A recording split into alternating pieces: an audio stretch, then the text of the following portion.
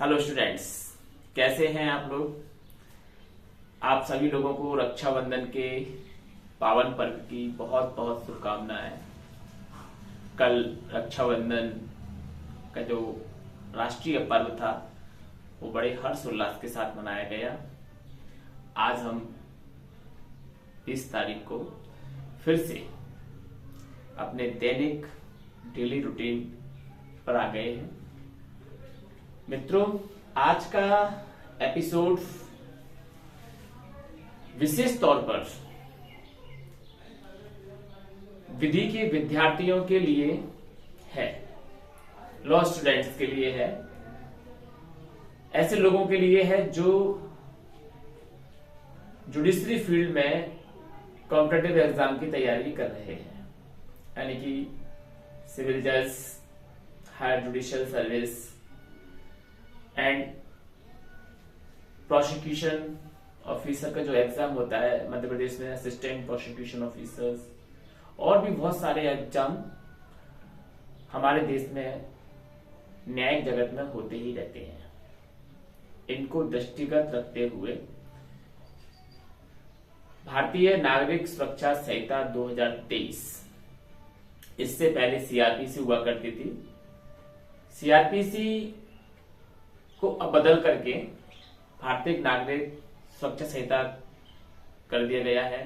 इसमें कुछ धाराओं को इधर से उधर किया गया है, कुछ नए प्रावधानों को जोड़ा गया है और ऐसे प्रावधान जो समय के कारण प्रचलन के योग्य नहीं रह गए थे, जिनका सीआरपीसी में या नई वाली भारतीय नागरिक सुरक्षा संहिता में कोई जरूरत या कोई आवश्यकता नहीं थी, ऐसे प्रावधानों को निकाल के बाहर किया गया है। तो आज का हमारा लेक्चर है बीएनएसएस का अध्याय 2, कोड्स एंड क्लासिफिकेशंस, दंड न्यायालयों का वर्गीकरण, criminal codes, classification of criminal codes. मित्रों, पहले भी ये जो चैप्टर था अध्याय 2 धारा 6 से ही स्टार्ट होता था, इसमें भी धारा 6 से स्टार्ट हुआ है, लेकिन आगे जब हम पढ़ेंगे तो इसमें धाराओं को इधर से उधर क्रम कर दिया गया है। मोस्टली 90% जो सब्जेक्ट मैटर था वो पुरानी वाली सीआरपीसी का ही है। बीएनएसएस में कुछ नए प्रावधानों को जोड़ दिया गया है, जैसे कि पुलिस कमिश्नर, मेट्रोपॉलिटन एरिया को इसमें से हटा दिया गया है, जो सेक्शन 8 में हुआ करता था। महानगर क्षेत्र, अब महानगर क्षेत्र जहां पर नहीं आपको देखने को मिलेगा।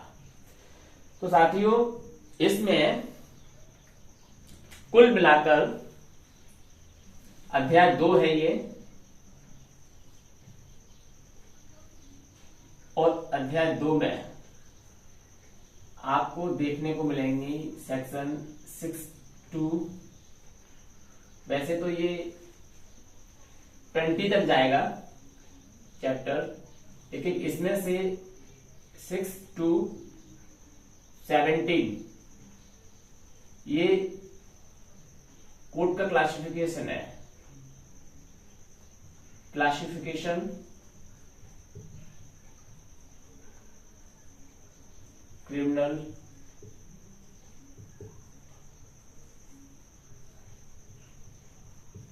Codes 6 to 17। इसके बाद 18, 19 और 20 ये 3 धाराएं आपको प्रोसिक्यूशन के लिए मिल जाएंगी। ठीक है,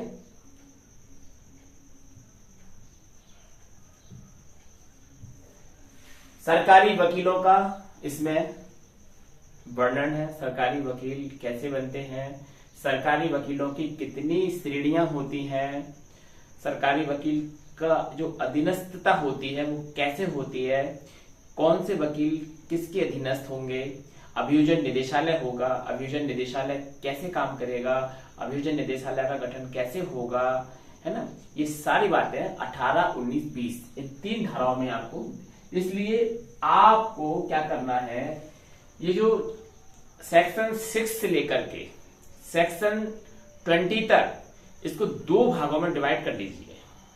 जी हाँ, पहले भाग में आप क्रिमिनल कोड्स को रख दीजिए 6 to 17, दूसरे भाग में आप प्रोसिक्यूशन को रख दीजिए 18 to 20। ठीक, 3 धाराएं हैं। इसमें बहुत कुछ परिवर्तन भी हुआ है, वो हम देखते हैं। देखिए, तो धारा 6 यानी कि सेक्शन 6 क्रिमिनल कोड्स के बारे में बात करती है। क्रिमिनल कोड्स का जो स्ट्रक्चर है पुरानी वाली सीआरपीसी में था, वही स्ट्रक्चर है, कोई ज्यादा दिमाग लगाने की आवश्यकता नहीं है, वैसा का वैसा उसमें उतार दीजिए।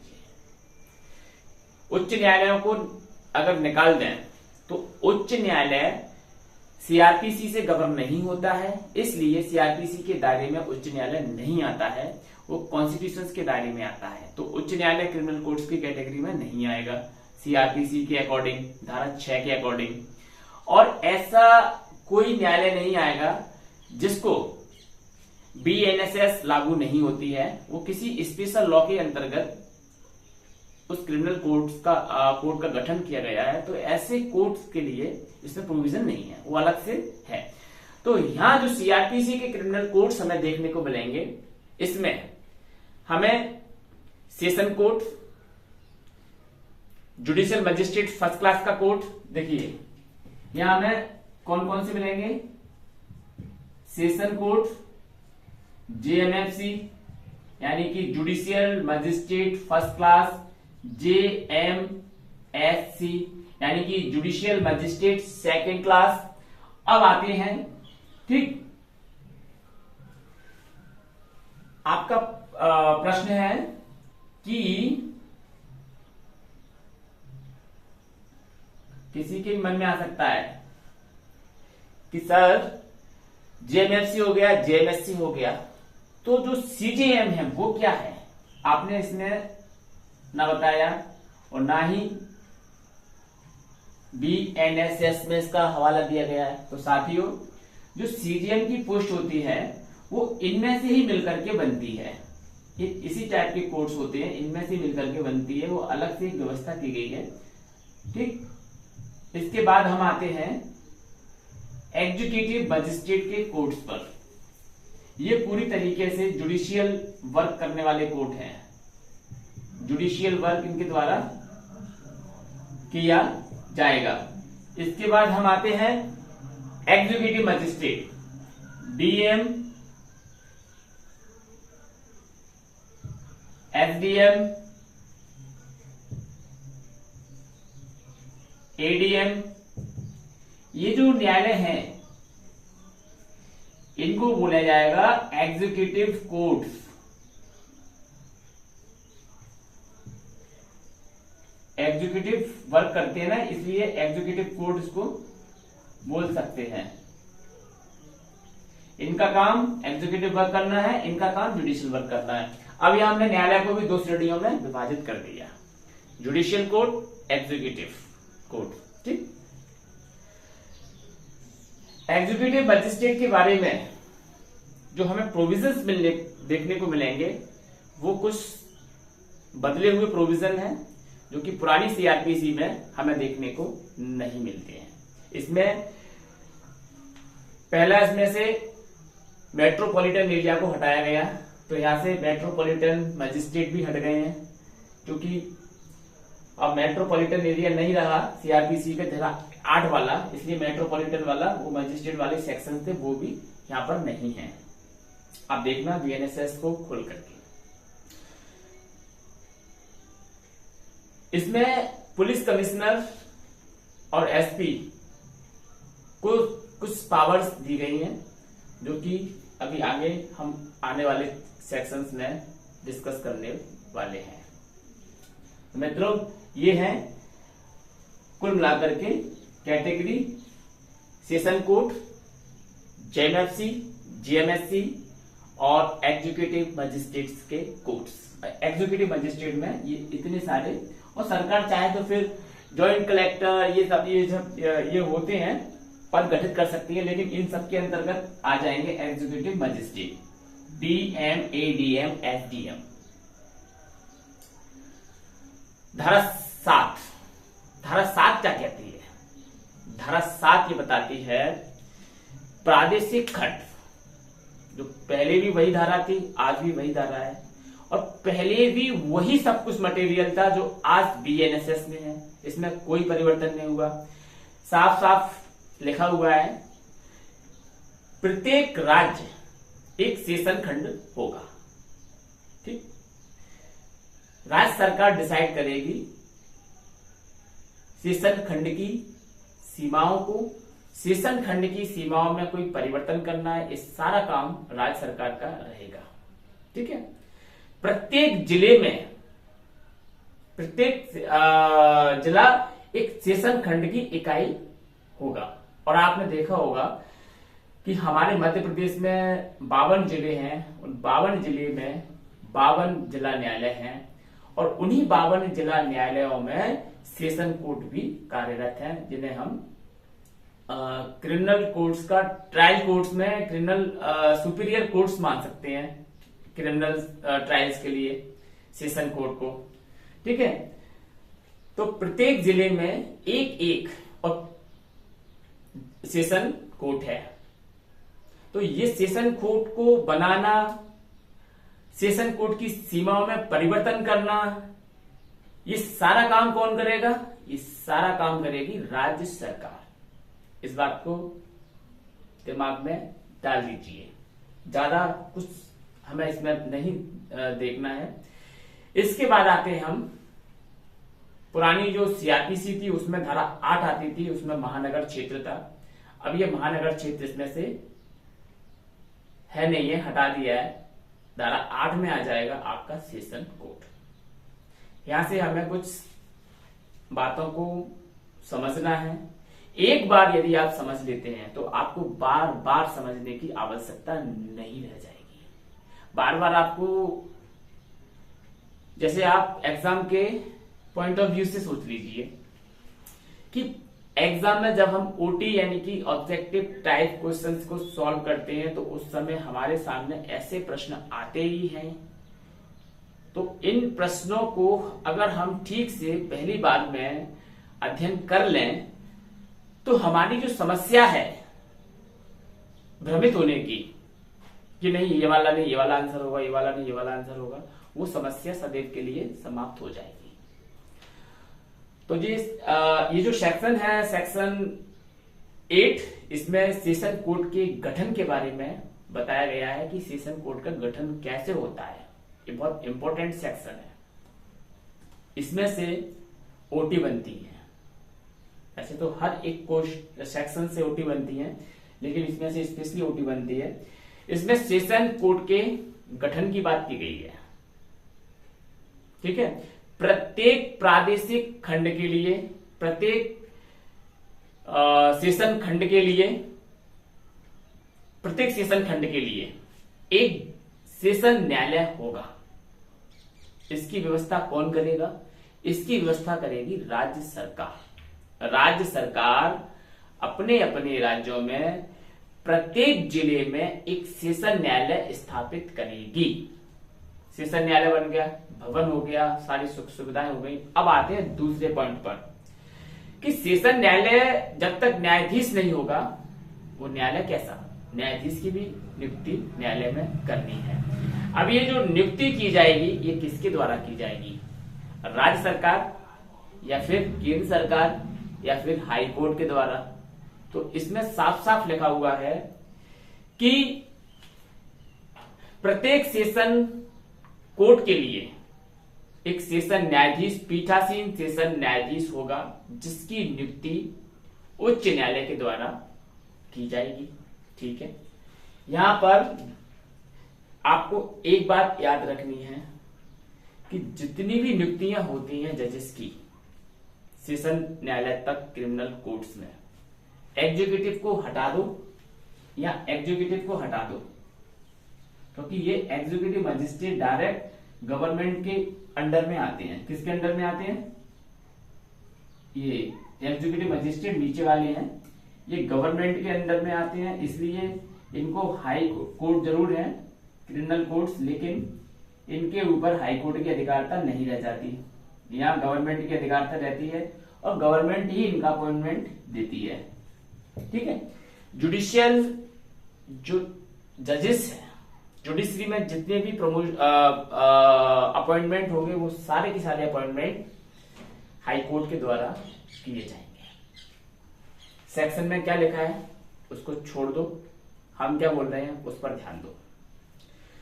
सेशन कोर्ट के जज हो, चाहे मजिस्ट्रेट, न्यायिक मजिस्ट्रेट के न्यायालय के जज हो, JMFC judicial magistrate first class, judicial magistrate second class, इन सबका अपॉइंटमेंट उच्च न्यायालय के द्वारा किया जाएगा, यानी कि हाई कोर्ट इनके उसकी अधिकारता रखेगा, हाई कोर्ट। वहीं SDM, DM, ADM इनकी अधिकारता किसके अंडर में होगी? गवर्नमेंट के अंडर में। इनकी नियुक्ति कौन करेगा? गवर्नमेंट करेगी। ठीक है।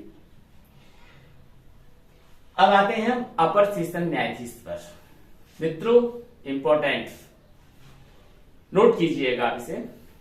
जो पुरानी CRPC थी 1973 की, इसमें एक सहायक सेशन न्यायाधीश का पद था, लेकिन अब जो नई वाली BNSS आई है, भारतीय नागरिक सुरक्षा संहिता, इसमें असिस्टेंट सेशन जज का पद नहीं है। इसमें दो ही पद हैं सेशन स्तर पर, सेशन न्यायाधीश और अपर सेशन न्यायाधीश। तो अपर सेशन न्यायाधीश की नियुक्ति कौन करेगा? देखिए, जितना बड़ा जिला, जितना अधिक वर्कलोड, उतने अधिक अपर सेशन न्यायाधीश, और ऐसे सभी अपर सेशन न्यायाधीशों की नियुक्ति हाई कोर्ट के द्वारा ही की जाएगी, कंफर्म।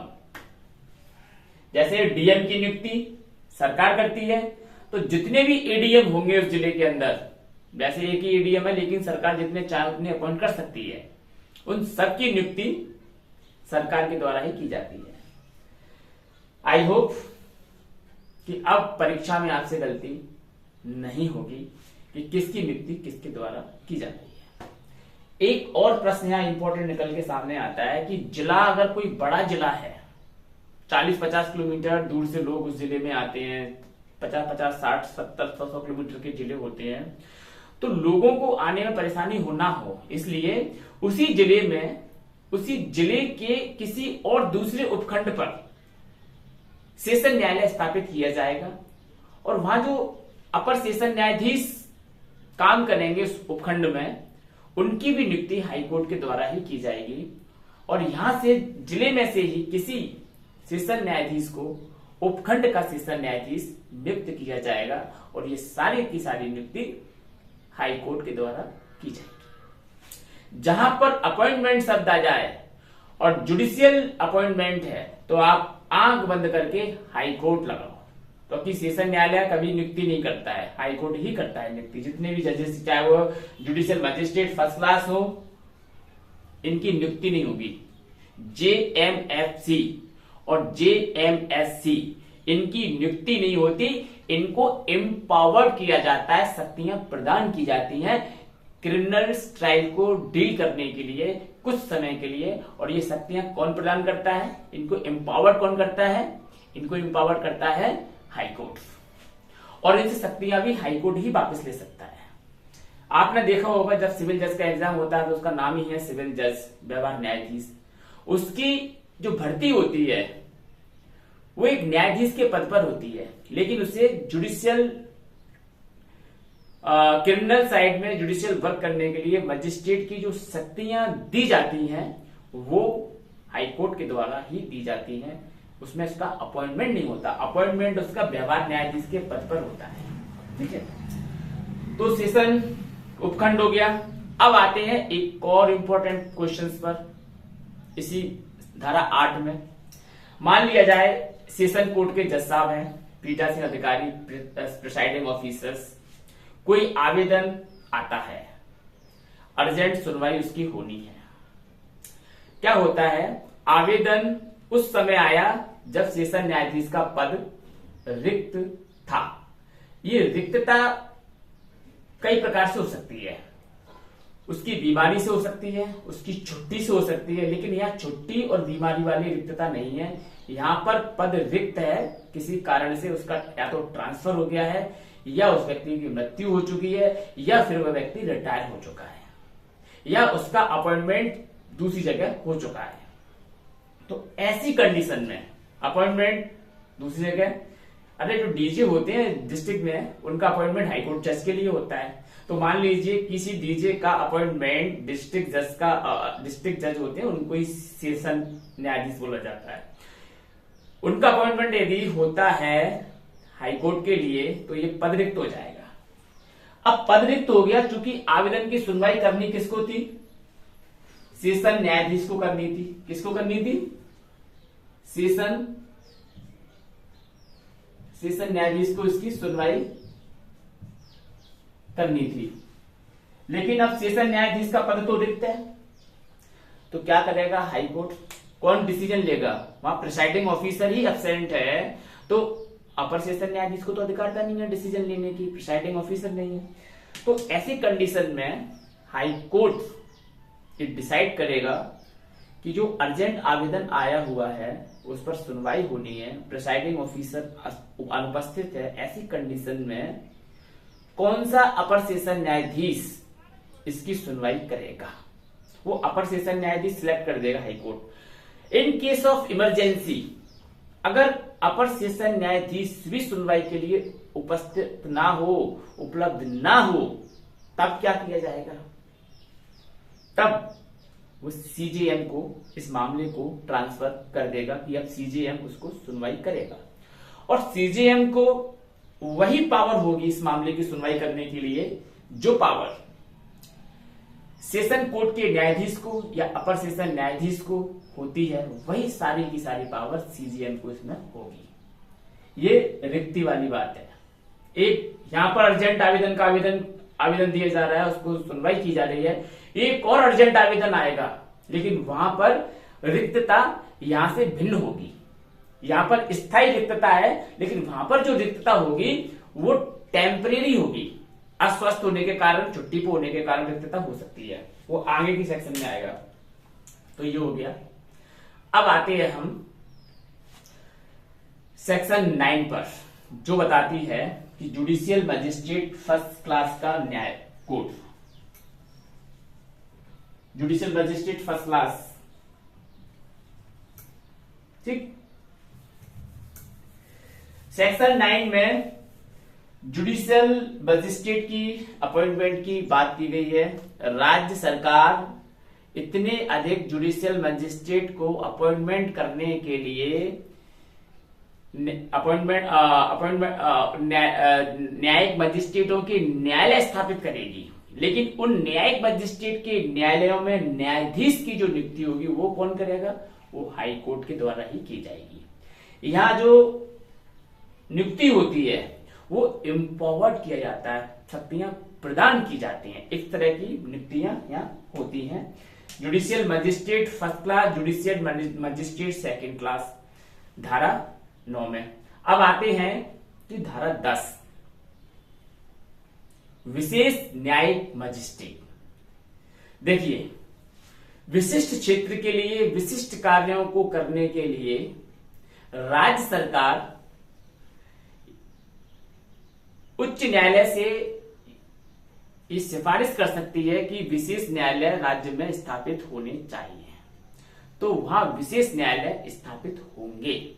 और ये विशेष न्यायालय के न्यायाधीशों की नियुक्ति कौन करेगा? वही उच्च न्यायालय। कितने वर्ष के लिए होंगे? 1 वर्ष के लिए। विशेष न्यायाधीश जब अपना कार्य कर रहे होते हैं तो उन्हें अपने जिले में सर्वत्र अधिकारिता होती है उस मामले को डील करने के लिए। या विशेष न्यायाधीश हो गए। 10 हो गई। धारा 11, 9, 10, 11।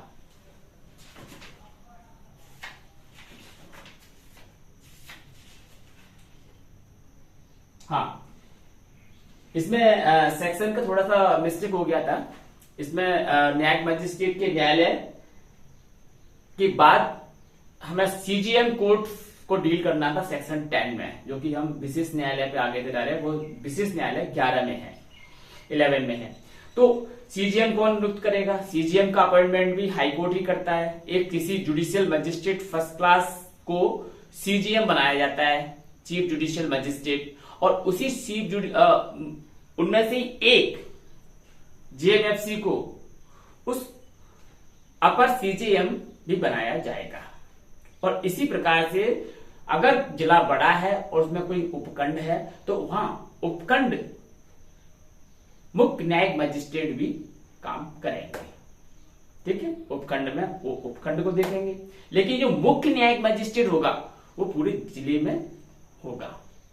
ठीक, धारा 11 जो कि स्पेशल कोर्ट की हम बात कर चुके हैं। अब आते हैं हम धारा 12 पर और 13 पर।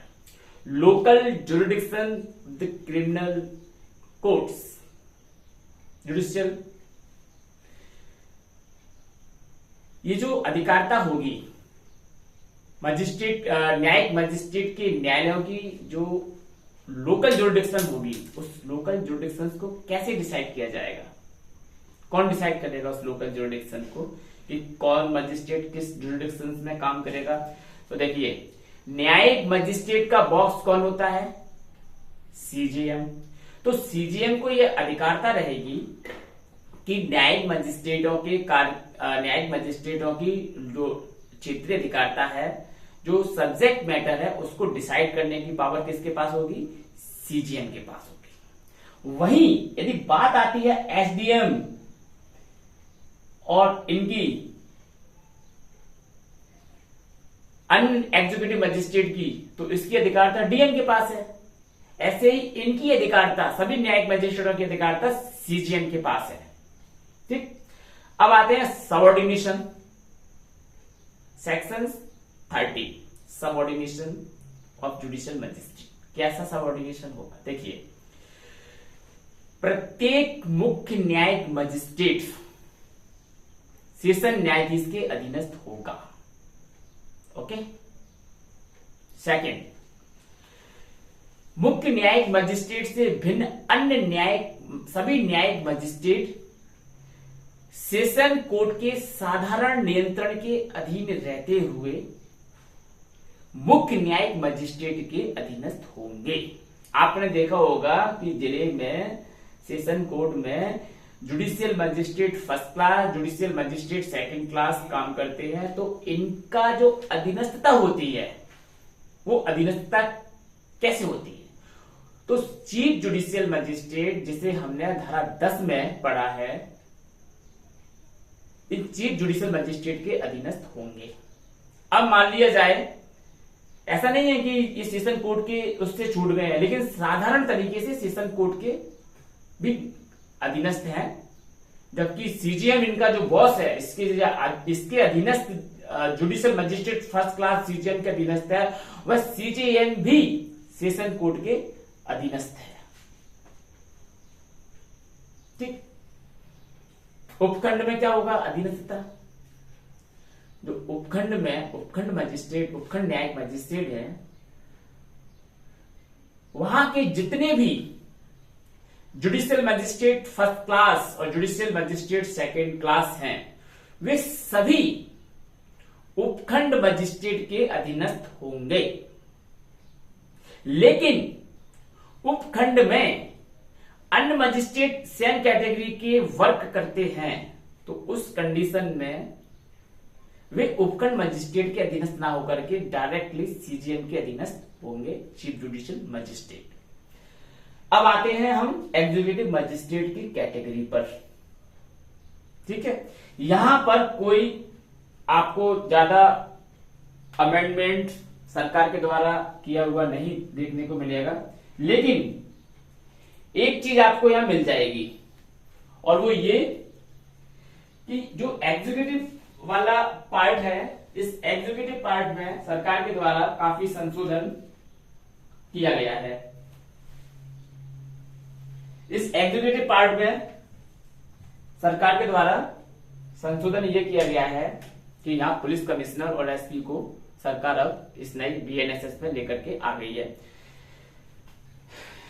धारा 14 सेक्शन 14 जो बात करती है कार्यपालक मजिस्ट्रेट्स के न्यायालय की बात करती है। जो आपने अभी देखे थे कि एक फंक्शन में थे जुडिशियल मजिस्ट्रेट, दूसरे फंक्शन में थे एग्जीक्यूटिव मजिस्ट्रेट। यहां पर एग्जीक्यूटिव मजिस्ट्रेट किसे कहा जाता है? कार्यपालक मजिस्ट्रेट जो सरकार के डायरेक्ट नियंत्रण में होते हैं, जैसे कि जिले में डीएम होता है, डिस्ट्रिक्ट मजिस्ट्रेट, एसडीएम होता है, सब डिविजनल मजिस्ट्रेट डिवीजन में काम करने के लिए, अब एडीएम होता है, एडिशनल डिस्ट्रिक्ट मजिस्ट्रेट। तो इन सबका अपॉइंटमेंट राज्य सरकार के द्वारा किया जाता है, ठीक। लेकिन आपको कुछ आगे की सेक्शन में आगे कुछ और पता चलेगा इसमें, वो आगे की सेक्शन में आगे ही देखते चलेंगे। फर्स्ट, एग्जीक्यूटिव मजिस्ट्रेट में जो सबसे बड़ा मजिस्ट्रेट है वो है डीएम, डिस्ट्रिक्ट मजिस्ट्रेट, ठीक। दूसरे नंबर पे आता है एडीएम, एडिशनल डिस्ट्रिक्ट मजिस्ट्रेट। ये दोनों एक ही कैटेगरी के मजिस्ट्रेट होते हैं, ठीक।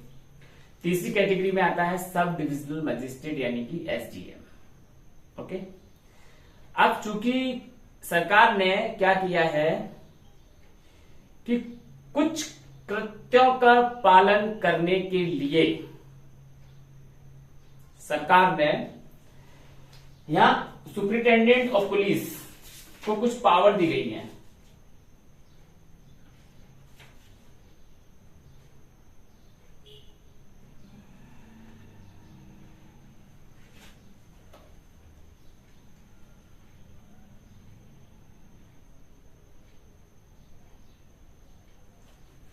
देखिए,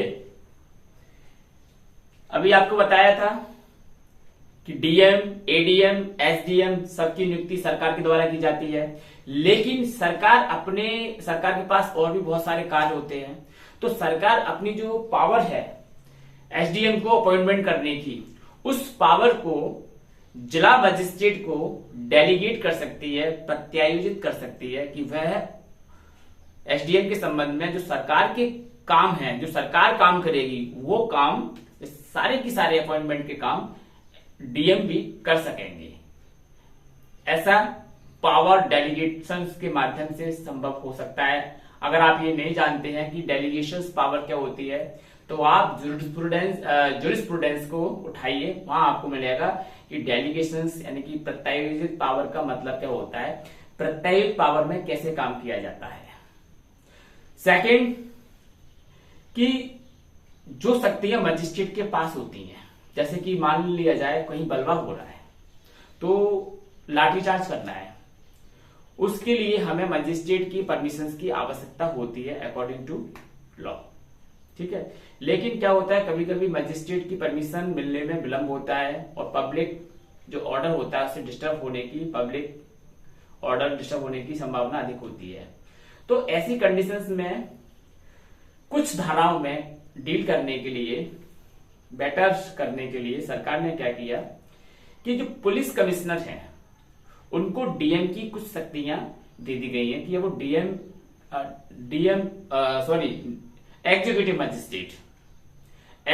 मजिस्ट्रेट की कुछ शक्तियां ट्रांसफर की जाएंगी सरकार के द्वारा। जैसा कि आपने देखा होगा, बड़े बड़े जो महानगर हैं, दिल्ली है, बॉम्बे है, चेन्नई, इन बड़े बड़े महानगरों में कमिश्नर होते हैं, पुलिस कमिश्नर, और इन पुलिस कमिश्नर के पास कुछ एग्जीक्यूटिव मजिस्ट्रेट की पावर भी होती है। तो एग्जीक्यूटिव मजिस्ट्रेट की पावर, अब यहाँ क्या, पहले जो एग्जीक्यूटिव मजिस्ट्रेट की पावर हुआ करती थी वो मेट्रोपॉलिटन यानी कि महानगर क्षेत्र में ही हुआ करती थी, लेकिन अब नई बीएनएसएस आ जाने के बाद जो पुलिस कमिश्नर की एग्जीक्यूटिव मजिस्ट्रेट की पावर थी जो सरकार के द्वारा उसे दी जाती थी, वो अब इसके लिए महानगर क्षेत्र का क्राइटेरिया इंपॉर्टेंट नहीं है। जहां कहीं भी सरकार ने पुलिस कमिश्नर को अपॉइंट किया है वहां सरकार धारा 14 के अंतर्गत एग्जीक्यूटिव मजिस्ट्रेट की शक्तियां से कमिश्नर को विनिहित कर सकती है, कमिश्नर में समाहित कर सकती है। लेकिन प्रश्न ये आता है, जनरल ऑडियंस ये प्रश्न कर सकती है कि क्या डिस्ट्रिक्ट मजिस्ट्रेट की शक्तियां सभी कमिश्नर के पास आ जाएंगी? नहीं। देखिए, डिस्ट्रिक्ट मजिस्ट्रेट की सभी शक्तियां कमिश्नर के पास कभी नहीं आती हैं। सरकार बेस्ट एडमिनिस्ट्रेशन के लिए, लोक व्यवस्था एवं शांति बनाए रखने के लिए पुलिस को कुछ शक्तियां देती हैं जो मजिस्ट्रेट के पास होती हैं। कुछ शक्तियां, सारी शक्तियां नहीं, केवल कुछ शक्तियां। तो यहां मजिस्ट्रेट पहला इसमें था नहीं, लेकिन अब जुड़ गया है। एग्जीक्यूटिव मजिस्ट्रेट की पावर्स पुलिस कमिश्नर को डेलीगेट की जाएगी। अब आते हैं धारा 15 पर, जो हमें बताती है कि विशेष कार्यपालक मजिस्ट्रेट, ये जो विशेष न्यायिक मजिस्ट्रेट थे ना, उनके जैसे ही है विशेष कार्यपालक मजिस्ट्रेट। लेकिन विशेष न्यायिक मजिस्ट्रेट का अपॉइंटमेंट, क्योंकि वो न्यायिक क्षेत्र से जुड़े हुए थे इसलिए हाईकोर्ट ने किया था। अब ये डायरेक्ट एग्जीक्यूटिव मजिस्ट्रेट सरकार के अंडर में है, तो जनरल सी बात है कि सरकार निर्दिष्ट स्पेसिफाइड एरिया के लिए, स्पेसिफिक केसेस के लिए, विशेष मामलों के लिए, विशेष एरिया के लिए विशेष कार्यपालक मजिस्ट्रेटों की नियुक्ति कर सकेगी। कितने वर्ष के लिए? यहां पर जैसे एग्जीक्यूटिव जुडिशियल मजिस्ट्रेट 1 ईयर के लिए थे, वैसे ही एग्जीक्यूटिव मजिस्ट्रेट स्पेशल के लिए कोई क्राइटेरिया नहीं है। ये कितने वर्ष के लिए काम करेंगे ये तो यहां सरकार की इच्छा पर डिपेंड करेगा। तो विशेष न्यायाधीशों, विशेष कार्यपालक मजिस्ट्रेटों का अपॉइंटमेंट किसके द्वारा किया जाएगा, किसकी इच्छा पर किया जाएगा? राज्य सरकार और केंद्र सरकार यदि ऐसा करने के लिए उचित समझती हैं तो ये कर सकती हैं, विशेष न्यायिक मजिस्ट्रेट। अब 16 और 17 और ये chapter and, classification of criminal codes. 16 में local jurisdictions of executive magistrate. जैसे लोकल जुरिडिक्शंस आपकी धारा 12 में जुडिशियल मजिस्ट्रेट के लिए चीफ जुडिशियल मजिस्ट्रेट ने डिसाइड की थी, वैसे ही एग्जीक्यूटिव मजिस्ट्रेट की लोकल जुरिडिक्शन डीएम के द्वारा, यानी कि डिस्ट्रिक्ट मजिस्ट्रेट के द्वारा डिसाइड की जाएंगी कि इनकी लोकल जुरिडिक्शन क्या होगी, इसका सब्जेक्ट मैटर क्या होगा प्रत्येक एग्जीक्यूटिव मजिस्ट्रेट के लिए।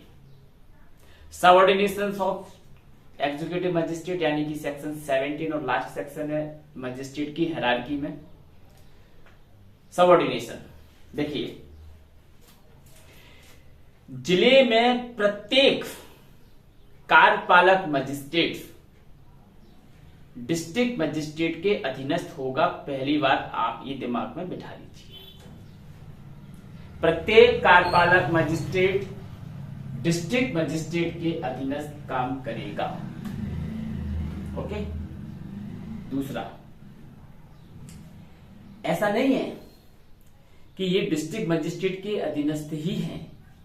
जैसे प्रत्येक न्यायिक मजिस्ट्रेट उच्च न्यायालय के साधारण उसके सेशन कोर्ट के साधारण नियंत्रण के अधीन रहते हुए चीफ जुडिशियल मजिस्ट्रेट के अधीनस्थ थे, वैसे ही सारे एग्जीक्यूटिव मजिस्ट्रेट राज्य सरकार के साधारण नियंत्रण के अधीन रहते हुए डिस्ट्रिक्ट मजिस्ट्रेट के अधीनस्थ कार्य करेंगे। सरकार का भी इन पर कंट्रोल रहेगा। जैसे हाईकोर्ट का कंट्रोल रहता है, वैसे ही सरकार का कंट्रोल इन पर रहता है। आपको हमने ये 2 सेक्शन करके बताए थे कि सेशन जुडिशियल वर्क और एग्जीक्यूटिव वर्क। जुडिशियल वर्क के लिए टोटल रिस्पॉन्सिबल कौन है? High court. एग्जीक्यूटिव वर्क के लिए टोटल रिस्पॉन्सिबल कौन है? गवर्नमेंट। ठीक है, तो ये आपको आज समझ में आया होगा कि ये कैसे काम करते हैं, क्या इनकी हायरार्की होती है। एग्जाम के पॉइंट ऑफ व्यू से ये बहुत ज्यादा आपके लिए इंपॉर्टेंट है। मित्रों, आज के लिए हमारी क्लास यहीं पर समाप्त होती है और फिर मिलते हैं हम किसी नए टॉपिक के साथ में, किसी नई अपडेट के साथ में। तब तक के लिए आप हमें दीजिए विदा और अपना रखिएगा ख्याल, और इस वीडियो को अधिक से अधिक शेयर कीजिएगा, जिससे कि दूर दराज के इलाकों में रहने वाले ऐसे सभी स्टूडेंट्स जो कि बड़ी बड़ी कोचिंग इंस्टीट्यूट को ज्वाइन नहीं कर पा रहे हैं, वो हमारे इस वीडियो के माध्यम से अपनी पढ़ाई को अनवरत रूप से चालू रख सकें। नमस्कार।